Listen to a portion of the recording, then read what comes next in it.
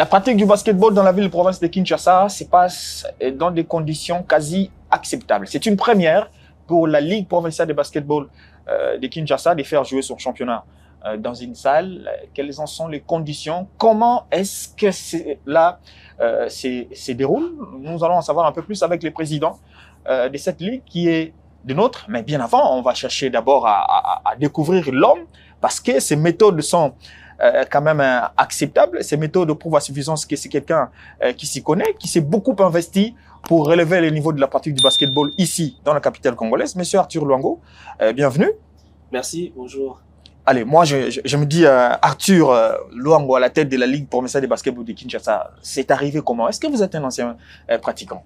Oui, effectivement, je suis un ancien du basket. J'ai grandi dans le milieu du basket et je suis passionné de ce sport. Vous avez pratiqué pas pendant longtemps? Non, j'ai pratiqué pendant longtemps. Je crois que j'ai quand même joué depuis 1991 jusqu'à pratiquement à 2004 ou 2005. J'ai joué au basket. Donc, c'est beaucoup d'années où j'étais en deuxième division pendant 3 ans et après les 3 ans, je suis passé en première division pendant plus de 9-10 ans. Donc, vous connaissez les réalités de la partie du basketball dans la capitale avant que vous deveniez président? C'est des réalités qu'on a vécues, oui. Allez, dites-nous, c'était quoi l'expérience? Racontez-nous, vous êtes passé de quel club à quel club et c'était comment? J'ai d'abord fait le basket au niveau de l'école. J'ai joué les tournois interscolaires et après 2 ans de tournoi interscolaire, j'ai commencé à jouer dans un club en deuxième division qui s'appelait le BC Kinolive. Et nous avons joué pratiquement 2 finales de l'entente Est d'abord. Et puis après, on a été affilié l'année qui suivait à l'entente Ouest.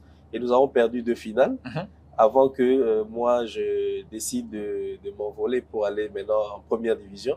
Et pratiquement toute ma carrière, je l'ai passée en première division chez BC Terreur, où j'ai joué pendant 7 ou 8 ans. Et puis, dû aux circonstances avec le travail et tout, où je ne pouvais plus participer aux entraînements à temps, donc j'ai décidé d'arrêter. Et puis, j'ai après joué encore pour un club en renfort, c'était Scorpion, pour une saison, quand ils sont montés en première division. En renfort, c'est-à-dire pendant la Coupe du Congo, vous venez de Non, ils venaient de monter en première division et comme ils s'entraînaient pas loin de chez moi, et ils s'entraînaient de 18h à 20h. Donc, c'était accessible pour moi après le boulot d'aller m'entraîner. Donc, j'ai demandé à Terreur de me céder à ce club-là pour jouer ne fût-ce qu'une saison parce qu'ils ont demandé que je puisse les aider à se maintenir en première division. Et je l'ai fait. Et puis, j'ai joué une Coupe du Congo en renfort maintenant pour Mambenga de l'Équateur qui m'avait sollicité quand j'étais déjà vétéran. Et donc, voilà, c'est le temps que j'ai fait. Et, mais à part ça, j'ai joué à l'extérieur aussi. J'ai joué le championnat au Soudan du Sud quand ils ont commencé leur projet pour relancer vraiment le basketball au niveau de leur pays. Et je crois que je suis content d'avoir été parmi les tout premiers à jouer leur première saison. Et aujourd'hui, on voit les résultats avec ce qu'ils donnent au niveau international. Et j'ai accompagné aussi l'équipe du Soudan du Sud comme athlète dans un tournoi à Kigali. Donc, quand vous ouvrez cette fenêtre Soudan du Sud, aujourd'hui, c'est devenu une référence. Aujourd'hui, cette politique-là, alors que nous avons aussi des joueurs ça et là en NBA, autant en Espagne, ils sont éparpillés ça et là, mais on peine à remonter les basketballs un peu comme les Soudan du Sud. Je crois que tout ça, c'est la vision. Et ça, il faut qu'on puisse l'admettre. La vision basketball aux basketteurs? Non, la vision de ceux qui vont diriger le basketball. Au fait, aujourd'hui, la personne qui est à la tête de la fédération du Soudan du Sud est venue avec une vision. Je crois qu'il a commencé à bâtir cette vision depuis des années pendant qu'il était encore athlète. Déjà, il commençait par se dire qu'il doit y avoir un championnat dans son pays. Et à l'époque, moi, je travaillais aux Nations Unies, au Soudan du Sud, et nous avions une équipe où on jouait tous les soirs après le boulot à l'intérieur de notre camp. Et c'est comme ça qu'ils sont même venus nous proposer, parce que nous avions une équipe déjà, et on jouait certains matchs pour le cadre dans le cadre des activités sociale des Nations Unies. Et donc, ils sont venus nous voir pour nous demander si on ne pouvait pas s'affilier à leur ligue pour jouer le championnat. On a trouvé ça, c'était vraiment une expérience excitante. Et donc, on s'est affilié à une seule condition, qu'on ne pouvait pas jouer pendant la journée, pendant les oui, à vos heures. Donc, la condition, c'est après les jobs, après le job. Et nous avions fait le championnat avec eux. Et parmi nous, il y avait 3 qui avaient été même sélectionnés pour aller les accompagner dans un tournoi au Rwanda. Allez, moi je me dis, je vais m'attarder un peu sur ça parce que les réalités aujourd'hui, tout le monde, nous avons tous vu, surtout ces matchs amicaux contre la team USA, c'est un demi-panier d'écart. 101, 100, et j'ai vu les derniers moments, d'ailleurs, les USA étaient menés. Et on s'est dit, quand on regarde ça, quand on voit notre basketball, quand on voit tout ce qui se passe ici, on s'est dit, mais finalement, c'est quoi notre problème? C'est vraiment, bon, je sais que nous devons parler de notre championnat, mais ça m'intéresse beaucoup plus. Hein. C'est quoi notre problème? Il faut impliquer tout le monde. Je crois que ce qu'ils ont fait, c'est vraiment la vision, et cette vision est accompagnée par tout le monde. Et cette volonté de ces athlètes-là de venir jouer gratuitement, parce que il faut le dire, au début de leur processus, tous ceux qui sont venus, ils sont venus gratuitement et ils ont joué pour leur club. Et ça, c'est aussi l'esprit. Ce n'est pas seulement aux dirigeants, mais c'est aussi au niveau de nos athlètes. Des athlètes, ceux qui jouent à l'extérieur du pays. Parce que les Sud-Soudanais, quand ils venaient jouer, on leur payait même pas le billet, ils payaient leur billet de leur propre poche pour venir jouer d'abord. Et donc, ça prouve que ce patriotisme-là, ils l'ont ressorti, et cette envie, ils l'ont démontré au monde. Aujourd'hui, je crois que c'est un pays de référence au niveau mondial pour le basketball. On va voir après les JO le ranking des clubs, et vous allez voir qu'ils seront vraiment au-dessus de la barre que nous avons vue pour tous les pays africains. Bon, ça c'est déjà prévisible, hein, parce que nous sommes tous témoins de ce qu'ils produisent déjà dans ces JO. On s'est dit, c'est comme qui dirait, j'aimerais bien en basketball être sud-soudanais. Mais non, les Congolais, on est très talentueux, il y a beaucoup de talent. La preuve, vous êtes là en train de gérer la Ligue provinciale de basketball de Kinshasa. Mais vous êtes sortis, vous avez quitté la partie du basketball, pas comme vous l'aurez souhaité. Hein. Apparemment, il y a une partie de vous qui était restée. Oui, effectivement. La contrainte. Effectivement, il y avait une partie de moi qui était restée. Aujourd'hui, et c'est d'ailleurs l'une des raisons pour lesquelles on est en train de pousser pour que les choses aillent différemment. Je crois que nous ne sommes pas encore suffisamment professionnels pour qu'on puisse espérer avoir tous ces talents-là et les garder pendant longtemps. Je crois que aujourd'hui, ceux qui ont la possibilité de finir les études et de trouver un emploi, très rapidement, ils laissent le basket. Parce que on doit faire le choix. C'est une question de vie. Et à un certain âge, il y a une décision qui doit être prise. Donc, dès qu'un athlète finit ses études universitaires et qu'il peut trouver un emploi qui sera suffisamment rémunéré, il délaisse le basket. S'il continue à jouer, c'est par passion.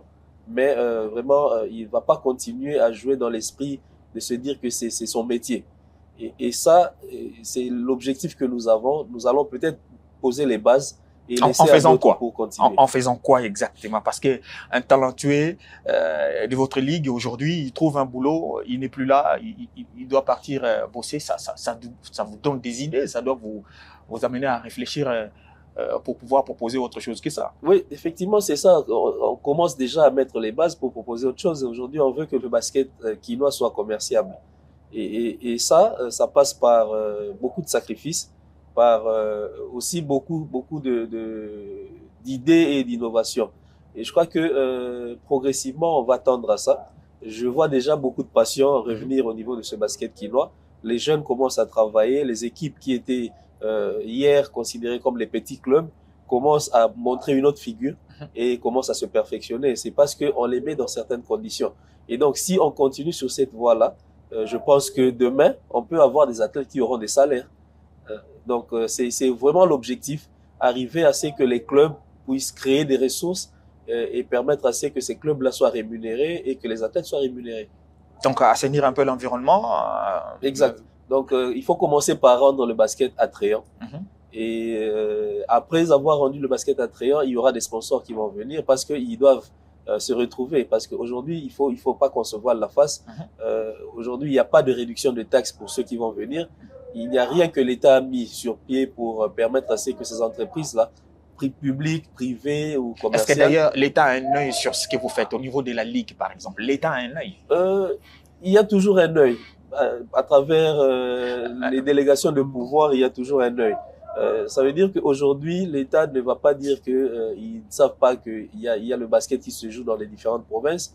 Dans la gestion, dans le fonctionnement, dans les contraintes et tout ça, est-ce qu'ils s'intéressent aussi? Parce que ce n'est qu'une ligue, parce que souvent, on le sait, l'État congolais vient souvent quand il s'agit de l'équipe nationale. Oui, on se dit, c'est l'équipe nationale, c'est les drapeaux, mais ils n'ont vraiment pas beaucoup de regards quand il faut descendre au niveau de la ligue, par exemple, où tout commence. Je vais être très honnête avec vous et vous dire que ce n'est pas ce que moi j'attends de cet État-là. En fait, j'ai pas besoin que l'État vienne accompagner ma ligue, par exemple. J'ai besoin que ma ligue puisse faire comprendre à l'État que nous pouvons faire quelque chose. Et l'esprit de cette gratuité-là, qui règne beaucoup dans notre sport, c'est ça qui fait que les choses ne marchent pas. L'État n'a pas d'argent. Regardez le budget annuel de notre pays. Vous allez comprendre que l'État n'a pas suffisamment de ressources pour prendre en charge toutes les disciplines qui existent et dans toutes les provinces, dans tous les coins du pays. Donc aujourd'hui, si nous continuons à penser que l'État doit faire ça pour nous, on est en train de vraiment aller tout droit vers le mur et on continuera d'aller dans un trou où on ne pourra plus ressortir. On veut vraiment sortir de ce trou. Donc, vous êtes dans la dynamique d'autonomiser la Ligue financièrement, dans son fonctionnement, dans sa gestion. Exactement. Et c'est vraiment ça notre objectif. Et je pense qu'on est dans la bonne direction, dans la bonne voie. Et on va arriver, peut-être pas pendant notre mandat, peut-être que ceux qui viendront après nous pourront continuer s'ils veulent garder la même vision. Quand vous dites peut-être pas pendant notre mandat, à peine vous êtes arrivé, ça c'est la deuxième saison. Oui, on est en train de finir la deuxième saison, ça veut dire qu'on est à mi-parcours. Et donc, il y a tellement beaucoup de choses à faire que je pense qu'on ne pourra pas tout faire pendant notre mandat. Ça, il faut être honnête. Vous ne pourrez pas rester longtemps. Moi, j'entends plutôt par vos mots, on n'est pas resté longtemps dans la gestion du basketball parce qu'il y a trop de mots. Pas nécessairement parce qu'il y a des mots. Je crois que ces mots-là, on les a trouvés. Et moi, je les ai trouvés. Et même quand je vais partir, je pense que je vais encore laisser certains de ces mots-là. Vous ne trouvez pas que c'est très tôt, c'est trop tôt de vos mots sortent les mots quand je vais partir parce que vous venez à peine d'arriver. Le vrai problème, que ce soit au niveau de l'État ou dans toutes les différentes structures, c'est que les gens veulent s'éterniser. Je crois que quand on vient, on doit respecter ce qui a été établi. Il y a des textes. Je peux rester peut-être pour un autre mandat, mais si je ne suis pas à même de passer, parce que ce mandat-là, je ne vais pas m'imposer pour avoir ce mandat. Il faut que je puisse avoir les votes qui viennent de ceux qui sont censés me mandater pour que je fasse ce travail. S'ils ne veulent pas leur laisser leur confiance et qu'ils estiment que quelqu'un d'autre peut venir, je ne saurais pas m'imposer pour y rester. C'est comme ça que je parle de ceux qui vont venir après nous. Il se peut que ce soit moi-même qui reste après, mais je ne le serai que si je suis élu. Allez, parlez-nous un peu de la réalité de votre gestion. Est-ce que ça se passe bien? Les choses se passent telles que vous les avez prévues? Honnêtement, non.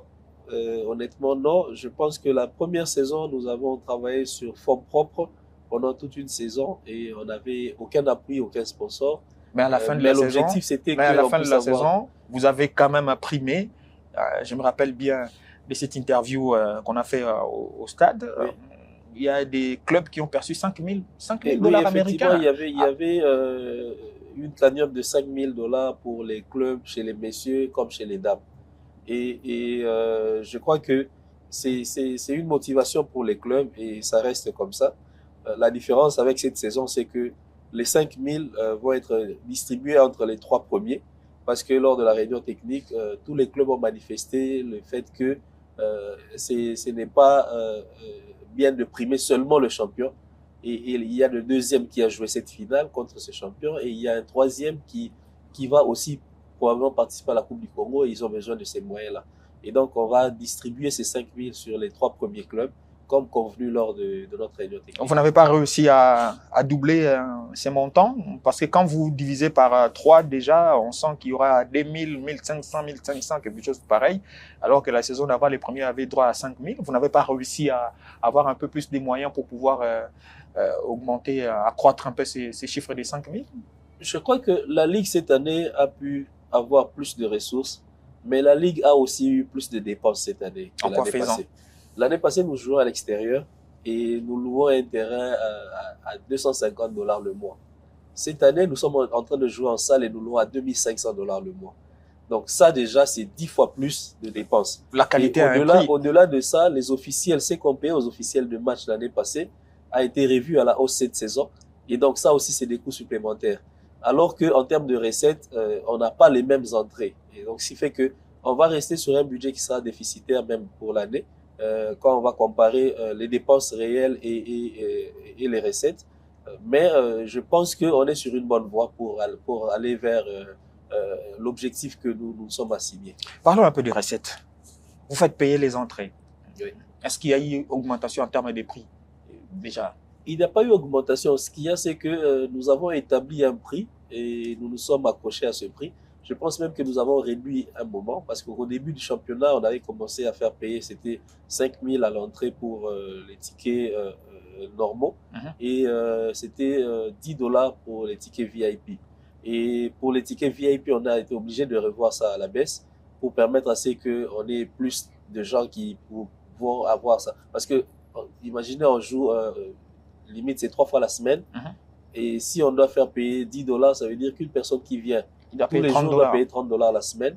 Et le mois, c'est $120. Avec le revenu des Congolais, c'est compliqué. Donc, on s'est dit, OK, pour permettre à ce que effectivement, on veut des recettes, hein, mais il faut aussi qu'on se dise qu'on veut aussi le public. Ouais. Et ce public-là n'a pas les moyens de notre politique. Il faut trouver les justes milieux pour permettre à ce que les gens viennent et que la Ligue fasse des recettes. Donc, on a essayé de trouver ce juste milieu. Mais je pense qu'au niveau des playoffs, maintenant, là, le coût sera revu à la hausse parce qu'on est obligé, parce qu'il y aura des dépenses supplémentaires pour permettre qu'il y ait une ambiance pour ces playoffs. Est-ce que les clubs comprennent tout ça? Très honnêtement, il y a certains clubs qui comprennent, mais d'autres pas encore. Et c'est aussi un travail d'éducation que nous sommes en train de faire. On les oblige un peu. S'ils commencent à suivre ce qu'on leur dit, je pense que ça va être mieux. Parce que aujourd'hui, il y a très peu de clubs qui se vendent même. Très peu de clubs ont des pages Facebook, Instagram ou un site internet. Je crois que même le site internet, il y a probablement un seul club qui l'a, et c'est le BC Foucache. Mais les autres n'ont pas encore de site internet. Ils n'ont peut-être pas de page, même des pages Facebook. Il y a des clubs qui n'en ont pas. Et donc, on ne sait pas comment est-ce qu'ils vendent leur propre image. Parce que c'est comme ça que vous allez trouver des sponsors, c'est comme ça que vous allez trouver des gens qui vont vous accompagner. Et la Ligue, alors, dans tout ce que vous dites, la Ligue s'organise comment en termes de communication? Oh, la Ligue a eu à fournir beaucoup d'efforts en termes de communication. Et je crois que vous êtes conscient de ça ne sortira pas de moi. Aujourd'hui, la Ligue a créé une commission de presse et qui est très, très dynamique, qui travaille, qui donne des résultats en temps réel, qui travaille sur les vidéos.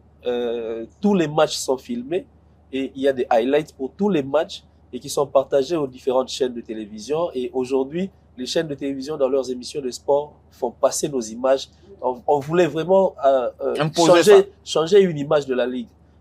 Moi, je crois que quand j'ai été président d'un club, la première chose qui me faisait mal au cœur, c'était comment on montrait nos matchs. C'est-à-dire que les images qui venaient ne pouvaient pas vendre le basket. On va parler d'un match de basket, on montre 5 passes, et puis c'était fini à la télé. Moi, j'étais un peu choqué. Je me dis, mais c'est quoi ça? Et au début, en tant que président de club, j'avais fourni à la Ligue des caméras et appareils photo pour permettre qu'ils puissent avoir des images correctes. C'était dans le but de le faire pour mon club, mais faire bénéficier aussi à la Ligue de ces instruments-là pour permettre à ce que les choses changent.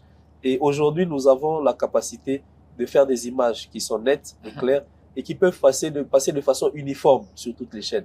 Et ça, c'est déjà quelque chose. Au-delà de ça, la Ligue a créé une page Facebook qui a aujourd'hui, au bout d'une année, plus de 3500 followers, mais pas des followers virtuels ou qui n'existent pas, mais c'est des gens réels qui interagissent et un minimum pour chaque post, on peut avoir un minimum de 1500 vues et c'est déjà quelque chose. Ça dit quoi? La plupart, ils disent quoi? Satisfait? Ils vous encouragent? Les gens disent qu'ils sont satisfaits, mais nous, on n'est pas encore satisfaits. Oh non! Ouais, parce que la page Facebook de la Ligue, aujourd'hui, on est à Kinshasa. Kinshasa a 15 millions d'habitants. Et je pense que tant qu'on n'a pas atteint les 100 000 au moins on ne doit pas être satisfait. Est-ce que vous faites une idée sur ce qui se passe dans d'autres provinces également? Parce que bon, on sait que Kinshasa reste la province miroir, hein, mais quelle est cette autre province qui peut également rivaliser à ce que vous êtes en train de faire comme travail? Je ne dirais pas rivaliser parce qu'on n'est pas dans une course. Non, du tout. Bon, mais je pense que partout ailleurs, ils commencent à faire les choses un peu différemment. Je suis dans un groupe WhatsApp de toutes les où on parle de basket en général pour le Congo, et je vois les images qui sont balancées. On sait voir qu'il y a du progrès partout ailleurs. Hier à Lubumbashi, on ne pouvait pas avoir des tableaux de score et tout bien clairs, mais aujourd'hui, on peut avoir ces résultats. Ils ont une cellule de communication qui fonctionne. À l'est du pays, on sait voir qu'il y a même une équipe, des gens même qui sont ici à Kinshasa et qui publient les images, les scores et autres, et des vidéos de ce qui se passe à Bukavu ou à Goma, par exemple. Et ça doit aller maintenant dans toutes les provinces. Et je pense qu'avec ça, une fois que tout le monde le fait, ça peut donner du poids au basketball. Pensez-vous que cela permet à ce que le basketball puisse avoir un peu plus, s'étendre un peu plus largement? Oui, effectivement, le développement passe par la communication aussi. Et aujourd'hui, le basket, il reste le deuxième sport au Congo. Ouais. Mais on n'a pas senti beaucoup de progrès depuis quelques années. Et donc, c'est des choses comme ça qui vont permettre à ce qu'on puisse booster le basket, qu'on puisse atteindre le plus de gens possible et qu'ils comprennent que ces matchs-là existent et que le spectacle y est et qu'ils doivent venir suivre. Dans votre gestion, c'est quoi la difficulté? Qu'est-ce que vous trouvez difficile à faire? La difficulté est d'ordre logistique et en termes de moyens financiers. Je pense que c'est les deux plus grandes difficultés.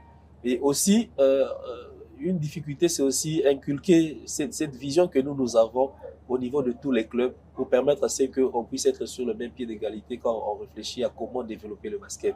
Ça, c'est des choses importantes qu'il faut qu'on puisse développer au niveau de nos clubs, que les gens ne viennent pas seulement, genre, on emmène une équipe pour jouer, mais qui se disent que ce qu'on fait peut rapporter non seulement à notre club, mais aussi à nos athlètes quelque chose pour permettre que demain, on puisse grandir et qu'on devienne un peu plus professionnel. Autour de la billetterie, est-ce qu'il y a de ces clubs qui viennent quand même chercher certains billets parce qu'ils disent nous avons nos membres à nous, il y a des gens qui peuvent venir, qui peuvent également nous accompagner, ou bien ils se disent nous devons avoir des cartes vertes, par exemple pour ceux de nos supporters qui pourront venir nous appuyer pendant les matchs? Je vais être honnête avec vous, il n'y a que 4 clubs qui ont déjà fait ça depuis que la saison a commencé. Aujourd'hui, nous avons 20 clubs chez les messieurs et 13 chez les dames, ça fait 33 clubs. Donc 4 sur 33, vous voyez que c'est... Et ils ne l'ont pas fait de façon continue, c'est ponctuel. Certains clubs... Selon peut-être la teneur de la rencontre. Ça veut dire que oui, ils se disent, bon, ok, on va emmener nos supporters pour ce match-là, ou on veut demander à la Ligue, est-ce qu'il y a possibilité de nous donner des prix préférentiels pour qu'on achète un lot de billets pour nos clubs. Et l'année prochaine, on va réfléchir à ça pour mettre maintenant sur les billets, parce que le fait que les gens viennent, il y a des clubs qui emmènent beaucoup plus de supporters, mais ils reçoivent le même quota que les autres. On veut passer maintenant à une étape où les clubs qui n'emmènent pas de supporters, ils n'auront pas de revenus. Où on aura un code promo pour chaque club. Quand on achète les tickets, on a ce code promo et c'est sur base de ça qu'on sera rémunéré. Cette révolution, laissez-moi parler les termes révolution que vous êtes en train de faire. Est-ce que ça dit quelque chose à ceux qui sont un peu plus supérieurs que vous dans la gestion du basketball? Moi, je le fais pour ma ligue. Je ne sais pas si ça doit dire nécessairement la ligue, bien sûr, mais la ligue, ce n'est qu'une ligue. Je ne saurais pas dire si... Quelles sont vos relations avec les membres de la fédération? On est en très bon terme avec les membres de la fédération. Je crois que... Pas en termes de relations humaines, moi je ne pose pas cette question-là. Non. Si c'est en termes humains, moi ça m'importe peu. Non, je parle de relations en termes professionnels. En fait. Voilà. Ce n'est pas en termes humains seulement, parce que il y a des gens qui sont au bureau de la fédération avec qui je n'ai pas parlé pendant beaucoup d'années. Mais quand il s'agit des échanges où on doit se faire comprendre, où on doit passer une lettre, un message et tout, chercher des solutions, ça se fait, on échange, on discute. Qu'est-ce qu'ils disent de ce que vous faites?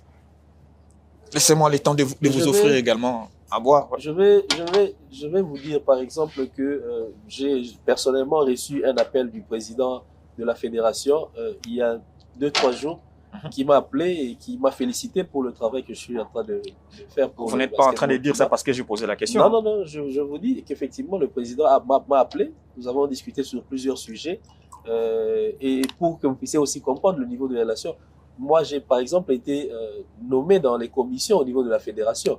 Donc, ça veut dire que si je n'avais pas de bonne relation avec les gens de la fédération, on n'allait pas me nommer. Aujourd'hui, je suis dans 3 commissions au niveau de la fédération. Et je pense que si vous n'étiez pas nommé là-bas par rapport à ce que vous faites, on aimerait bien voir qui sont nommés là-bas parce qu'ils font quoi, quels sont les critères de choix.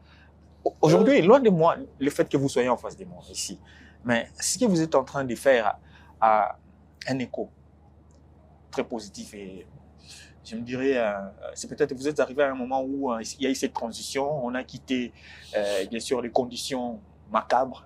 Aujourd'hui, vous fournissez de gros efforts pour que le basketball se joue dans la salle ici à Kinshasa. Vous devez être à certains endroits où on parle de basketball. Je crois que on est déjà dans les endroits où on doit parler basketball. C'est une obligation. Le fait d'être déjà président de la Ligue de basketball de Kinshasa, ça nous met dans une position où on est là. Parce qu'on participe à l'Assemblée générale au niveau de la fédération, on est membre et on a une voix et on sait parler sur le basket et on gère le basket déjà au niveau de Kinshasa. Donc ça, c'est des choses qui font que on apporte déjà une pierre. Maintenant, c'est vrai que la décision de comment on va utiliser ces gens qui sont là, c'est à la fédération et aujourd'hui, ils ont décidé de nous donner certaines tâches au niveau de la fédération. Mais on les prend, quoi. Et on va voir ce qu'on peut apporter comme pierre pour bâtir l'édifice qui est le basketball. Arthur Luango a quelle vision de sa ligue pour les 2 derniers mandats saison qui lui reste? Je veux pousser à fond pour que mes clubs puissent trouver des sponsors. Je crois que l'idéal, aujourd'hui, on a beaucoup de difficultés financières parce que les clubs n'ont pas des moyens. Je vais être honnête, on est à la télé, je dois le dire. On joue au basket, il y a des clubs qui jusqu'aujourd'hui doivent de l'argent à la ligue des frais de participation. Qui s'élève à combien? Cette année, on avait revu les frais de participation, je crois que c'est, à moins que je me trompe, l'année passée c'était $200, cette année on a revu ça je crois à 250 ou $300. Et malgré le fait qu'on ait revu ça à peine $100, malgré tous les coûts que nous devons avoir, vous allez comprendre avec moi que l'année passée c'était $200, mais on louait les terrains à $250 le mois. Mais cette année, on a ajouté à peine maximum $100, mais nous louons un terrain à 2500 le mois. Donc ça veut dire que ça ne peut pas couvrir nos dépenses. Mais malgré ça, il y a des clubs qui doivent encore à la Ligue. Il y a des clubs qui doivent encore même pour la saison passée. Donc, si aujourd'hui nos clubs peuvent avoir des sponsors, je pense que ça va beaucoup aider le basket aussi à avancer à Kinshasa. Est-ce que vous les poussez à ça? On pousse les gens à s'améliorer d'abord dans leur communication parce que moi, si je suis sponsor, je ne viendrai pas là où je ne sais pas trouver. Vous êtes un averti. Je ne viens pas là où je vais trouver, où je viens juste jeter de l'argent. Non. Je dois venir, il doit y avoir un retour sur investissement. Ouais. Le retour sur investissement, c'est pas l'argent que j'ai donné. C'est peut-être la visibilité, c'est peut-être l'image, la notoriété et avoir participé à un projet lourd de développement de la jeunesse. Et aujourd'hui, ça, les clubs n'arrivent toujours pas à montrer ça. Maintenant, la Ligue va commencer à pousser pour aider ces clubs-là. Nos clubs ont un problème dans leur existence. Ils n'en ont pas connaissance. Ils n'ont pas connaissance de ces contraintes liées à les amener à avoir des partenaires. Parce que pour eux, ils viennent, on sait qu'ici à Kinshasa, la plupart des clubs sont gérés, même certaines fédérations fonctionnent sur base des moyens de leurs présidents. Les clubs également, même, on s'est dit que c'est les présidents qui doivent avoir de l'argent pour pouvoir nous sponsoriser, alors que si c'est un partenaire extérieur qui pourra venir, on sera indépendant de ces présidents qui s'éternisent à la tête des différents clubs. C'est vraiment l'esprit. Vous avez exactement dit ce qu'on veut changer. Ça veut dire qu'aujourd'hui, au niveau de nos clubs, il faut que les gens comprennent que ce n'est pas, on ne va pas chercher un président seulement parce qu'il va amener l'argent. On doit chercher un président qui va venir avec une vision. Et le jour où le club aura les moyens, en dehors des présidents, ils auront des choix à faire sur les vrais présidents. Parce qu'un président, c'est aujourd'hui au Congo, même, je vais être honnête, même au niveau de notre ligue ou de la fédération, quand on veut voter quelqu'un, on se dit, est-ce qu'il a l'argent pour gérer? On ne voit pas, est-ce qu'il a une vision? D'ailleurs, on s'est fait un peu certains. Voilà. Et c'est ça le vrai problème. Et c'est là où on doit changer les choses. Pour que les choses changent, il faut que les gens viennent avec des projets et une vision pour le basket. Pas l'argent. Parce que un président peut donner l'argent et s'il n'a aucun objectif, aucun projet, ça veut dire qu'il vient parce que lui, il veut se faire voir, il donne un peu d'argent, mais on veut des présidents qui, même s'il a l'argent et qui vient mettre, mais il a aussi une vision et des objectifs à atteindre. Et là, nos clubs seront très compétitifs. Allez, parlons un peu de la compétitivité. On va comparer les deux saisons. Vos deux premières saisons, comment vous les trouvez? Je suis très fier de le dire que la première saison, c'était la toute première où c'était une nouvelle expérience. Mais cette saison, j'ai vu un basket très relevé au niveau de la ligue. Quand je dis très relevé, ça veut dire que ceux qu'on considérait comme des petits clubs ne sont plus des petits clubs. Aujourd'hui, on peut suivre un match où je vais donner vraiment un exemple où on va voir un match où Ballers, qui l'année passée était au bas du classement, va venir affronter une équipe comme Foucache ou Onatra SCTP ou encore Terreur, et vous trouvez un match équilibré qui se joue. Et même parfois avec une victoire de Ballers. J'ai vu un club comme Oportunidade qui était tout jeune la saison passée ou il y a 2 ans. Aujourd'hui, tenir tête à des grands clubs et se donner une position ferme au niveau du championnat. Ce n'est pas gagné d'avance. Ce n'est pas gagné. Et on passe encore à une phase où ça sera plus compliqué encore pour les grands clubs. Donc vous parlez chez les messieurs, mais chez les dames, ça paraît un peu... Chez les dames aussi, on savait on savait tous que Senses marchait sur tout le monde. Mais on a suivi des matchs où Senses s'est fait mal. Oui, d'entrée, en championnat d'entrée, Atari... Oui, mais pas seulement d'entrée. Au-delà, regardez le match Senses Vita pendant la saison régulière. Et je ne sais pas, vous avez suivi le match Senses Vita pendant les playoffs ici. Vous allez voir que c'était une autre image de Vita. Oui, tout à fait. Et donc, moi, je suis très content que je peux suivre un match de dames aujourd'hui où on sait voir un Senses à 106, 111 points et Vita à 89. Donc, ça veut dire que c'était un bon match. Et chez les dames, on peut voir maintenant des scores qui peuvent plaire. Mais est-ce que les années passées, on pouvait voir ça? C'est vrai que les années d'antan, oui, mais il y a quelques années ici, c'était devenu compliqué. C'était compliqué. C'était devenu compliqué. Maintenant, Senses peut, pour être champion, chercher des renforts. Ah ben oui. À Kinshasa. Donc, Kinshasa. Ça veut dire que il y a eu une certaine évolution qui fait qu'ils se disent, oh non, on ne doit pas croiser les bras, il faut qu'on cherche nous aussi à nous mettre à niveau.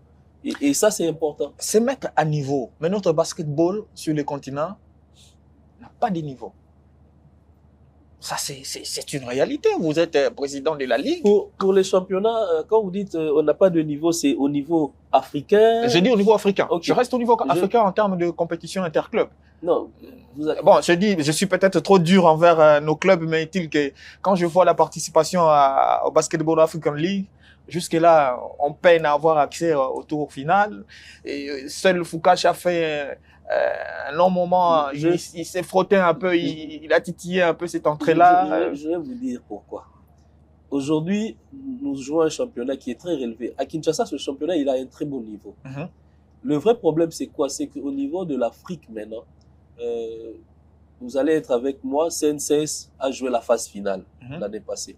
Donc, au niveau de l'Afrique centrale déjà, elles étaient championnes. Aujourd'hui, même chez les dames, maintenant, on passe au niveau de balle. Donc, ce n'est plus comme avant. Ce n'est plus comme avant où aller-retour, non, il faut maintenant vous qualifier. Si je dois parler des messieurs, la première année, je crois que Terreur a joué, c'était le début de la transition pour arriver à Road to Ball. C'était le basketball, Africa Basketball League. Africa Basketball League. Oui. Et c'était en Guinée. Terreur est arrivé en phase finale. Ils ont perdu, je crois, en quart de finale, quelque chose comme ça. Foucache a joué l'année d'après. C'était la première édition du BAL. Ouais. Et Foucache a joué la phase finale. Pas la phase finale, c'était le Road to Ball. Ils sont passés à l'étape suivante et ils ont perdu pour arriver dans la phase finale à Kigali. Mais il y a une chose, c'est qu'aujourd'hui, le basketball au niveau africain, l'image qu'on voit là, ce n'est pas l'image des championnats de ces pays-là. Parce que tous ces pays-là jouent leur championnat, mais viennent renforcer leurs équipes pour aller jouer le road to ball. Il y a beaucoup trop d'enjeux au niveau du road to ball maintenant. Et c'est là où je rentre encore dans ce que je disais, c'est que nos clubs doivent comprendre que les choses évoluent et qu'ils doivent évoluer aussi avec le temps. Mais cet enjeu que vous évoquez n'est pas que du club, c'est des enjeux liés à leur pays. C'est les pays qui les poussent, parce qu'à ce niveau-là, ce n'est plus les clubs. On voit maintenant, c'est le club de quel pays? Oui, mais quand on dit le pays, est-ce que la politique sportive d'abord de la RDC date de quand? Est-ce qu'on a déjà revu cette politique sportive? Aujourd'hui, tous nos clubs qui vont à l'extérieur ne dépendent que de l'argent qui sort du ministère des Sports et du gouvernement. Et je crois que c'est anormal. Comment on peut avoir des clubs qui vont représenter le pays au niveau de l'Afrique, mais il n'y a pas de sponsors qui les accompagnent?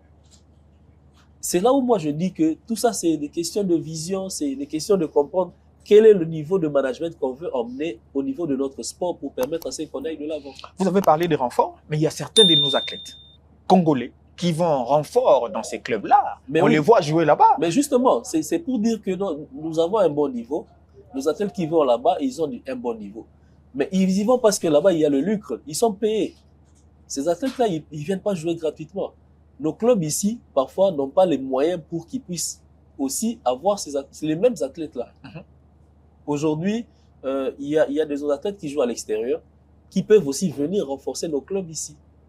Mais est-ce que nos clubs ont les moyens pour les payer, pour qu'ils viennent? Ils viennent souvent quand il y a saison morte là-bas, et ils viennent ici. Exactement. Et puis, quand ils viennent là, ils sont en vacances. Ils viennent jouer pendant qu'ils sont en vacances. Ils jouent pour un club ou un deux, mais après, ils doivent partir. Ils ont des contrats ailleurs. Et ici, au niveau de la RDC, à Kinshasa, ou à Lubumbashi, ou au Congo central, ici ou ailleurs, est-ce qu'il y a des athlètes qui ont des contrats avec leur club? Il n'y en a pas. Et donc, on ne sait pas les retenir. Je pense que c'est logique. Parce que le basket, c'est leur vie. C'est ça qui les nourrit, c'est ça qui nourrit leur famille. Et ils ont droit à ça. Et il y a beaucoup d'athlètes qui quittent même Kinshasa pour aller jouer ailleurs aujourd'hui, même dans les pays voisins, ici au Burundi ou ailleurs. C'est parce qu'ils vont recevoir un salaire là-bas. Et je crois que si demain, nous poussons aussi nos ligues à s'améliorer, à avoir des ressources, des sponsors et autres, nos athlètes peuvent être rémunérés.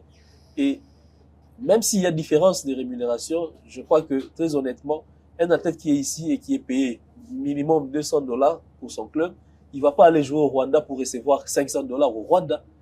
Il va se dire les dépenses que je vais avoir au Rwanda, qui n'est pas chez moi. Je préfère rester chez moi et avoir les 200, mais je reste chez moi en famille, je joue. Et donc, ça, c'est des choses qu'on doit envisager dans l'esprit où on est en train d'avancer. La présence de vos athlètes en équipe nationale, ça vous préoccupe? Des athlètes qui n'ont... Oui, votre ligue, bien sûr. C'est la ligue de Kinshasa que je reçois ici. Quand vous regardez la proportionnalité. Mais les athlètes quinois, c'est les athlètes qui font partie de l'équipe nationale, d'abord. Je crois qu'aujourd'hui, l'équipe nationale, c'est une politique. Et on veut gagner, on veut avancer loin. Aujourd'hui, nous avons beaucoup d'athlètes qui sont à l'extérieur du pays, qui sont professionnels. Si nos athlètes de Kin doivent figurer dans l'équipe nationale, moi, je prends toujours le mérite. C'est-à-dire qu'ils doivent mériter d'être là. Ils ne doivent pas être là parce que moi, président de la Ligue, je fais pression pour que mes athlètes puissent être là. On doit voir qu'ils méritent leur place. Et parfois, on regarde les équipes nationales, on sait voir que ceux qui sont venus, ils sont de loin supérieurs aux nôtres. Mais là où je veux peut-être intervenir pour dire que ce n'est pas faire ce qui se passe, c'est que quand on fait les présélections, il faut que les meilleurs se retrouvent dans les présélections. Les meilleurs, pas seulement de la Ligue de Kinshasa, les meilleurs de toutes les ligues doivent se retrouver dans la présélection et avoir les mêmes chances. Mais maintenant, tout dépend du timing. Quand est-ce qu'on rassemble nos athlètes? Nous, on fonctionne en mode d'urgence. C'est-à-dire, on va juste vous appeler pendant un moment et ceux qui sont aptes à venir, ceux qui auront leurs billets. Et puis, il y en a qui sont prêts à venir, mais en attendent des billets parce qu'ils doivent venir de la province.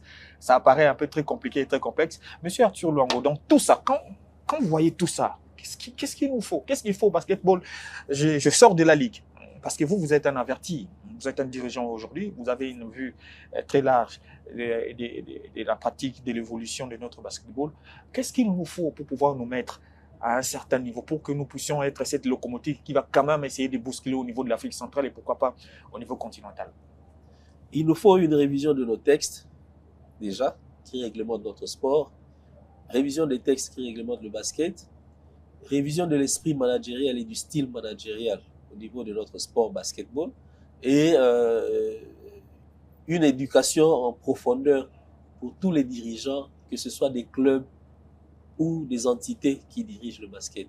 Et ça, c'est la partie la plus importante qui doit être faite pour permettre à ce qu'on puisse vraiment redécoller. Est-ce que nos techniciens sont à niveau? Honnêtement, évaluer leur niveau maintenant, ils ne font pas suffisamment de formation déjà, ils ne font pas suffisamment de tests. Il y a très peu qui sont des qualifiés FIBA. Et c'est vrai que c'est un problème énorme aujourd'hui pour lequel il faut qu'on travaille au niveau de la fédération pour permettre à ce qu'on puisse qualifier nos athlètes et nos entraîneurs. Ils ont peut-être la volonté, ils sont là, ils ont cette passion, mais on ne leur donne pas les moyens pour qu'ils puissent grandir dans cette passion. Et vous direz quoi des arbitres? Mais c'est la même chose aujourd'hui. Je vais vous dire que nous avons 26 officiels pour tout Kinshasa. Quand je dis officiel, ce n'est pas arbitre seulement. C'est les chronométreurs, les commissaires au match et autres. Tous ensemble, c'est 26. Mais nous avons 3 entités et qui jouent les mêmes jours. Et donc, je crois que l'année passée, on a tenté une expérience de recrutement des arbitres qui n'avait pas marché. Mais nous allons le refaire et demander à chaque club de nous envoyer au moins un délégué qui va être formé pour devenir arbitre et donc avoir un nouveau sang pour permettre à ce qu'on puisse évoluer. Il y a peut-être des jeunes gens qui rêvent de devenir arbitre, qui vous suivent. Qu'est-ce que vous pouvez leur dire? Les conditions sont drastiques ou bien... Non, il n'y a pas de conditions, c'est juste avoir moins de 35 ans. Parce que là, on veut vraiment un nouveau recrutement, il ne faut pas qu'on prenne des... Les arbitres, ça court plus que les joueurs. Ouais. Moins de 35 ans et être apte physiquement. Et puis, on va voir le reste, ça s'apprend. Donc, on va leur apprendre les rudiments et les méthodes et aussi la technique. Monsieur Arthur Luango, ça a été un plaisir pour moi de passer ces moments ensemble avec vous. On a beaucoup appris de vous, de ce que vous faites également, de ce que vous voulez de la pratique du basketball ici en République démocratique du Congo. Je ne parlais pas que de la province, la ville de Kinshasa. Sinon, bon vent à vous et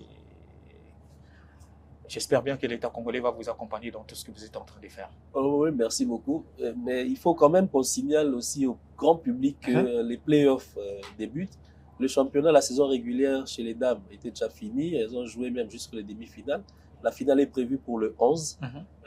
Les messieurs vont commencer les playoffs le lundi ou mardi après la phase régulière du championnat qui va aussi finir ce dimanche le 4. Et donc, le public est invité à venir très nombreux au niveau du gymnase pour soutenir le basket, soutenir leur club. Et ceux qui sont passionnés, ils vont y trouver du plaisir, il y aura du spectacle. À quoi est due cette double vitesse du championnat?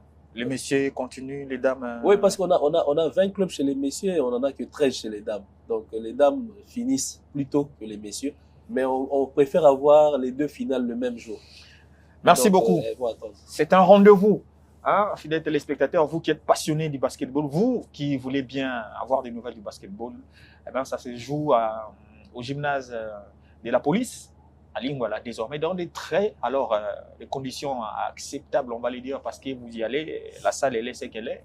Ça permet quand même d'être à l'aise et de suivre avec beaucoup d'aisance, beaucoup d'attention, bien sûr, cette rivalité entre les clubs de la ville-province de Kinshasa. On prend rendez-vous au prochain, dans l'entretemps.